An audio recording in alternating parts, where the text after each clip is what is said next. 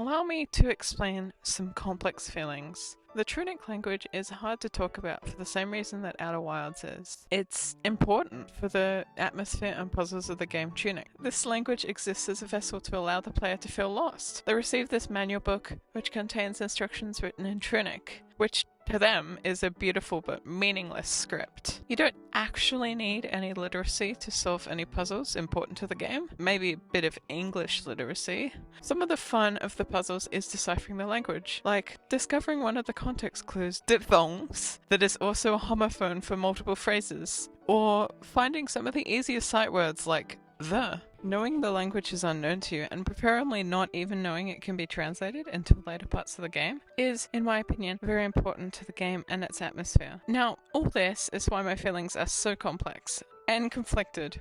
I love this conscript, like, a lot. I can almost write all of the characters without a reference sheet. If Trunic could be written on the internet, I would use it all the time.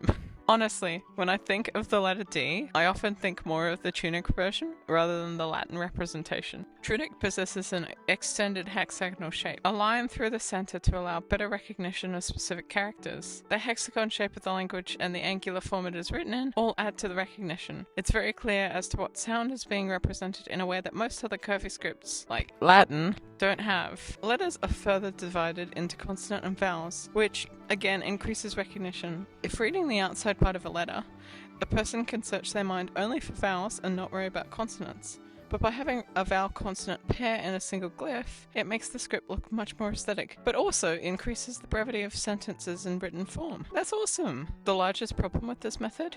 Word order. It's implied that consonants come before vowels, pronouncing a glyph, but we can just add a little circle to the bottom of the glyph and now we know how to read it. The Trunic language is so well built. I kinda can't think of anything better than this. I want to teach everyone on Earth to read Trunic, just because of how useful and simple it is. It can also represent accents, which is a strong positive, but I am conflicted. If people were to learn to read Trunic, it would veritably destroy the existence of Trunic. I found a script so perfect that I want to teach it, but it's inextricably entangled to the experience of Trunic as a game. Could Trunic become a long-term fixture for humanity? I doubt it, but if it was, it would outlive Trunic, and I think that indeed may be worth it. Those are too many what-ifs. I'm reluctant to leave on such an open-ended note, but I'm still figuring all this out.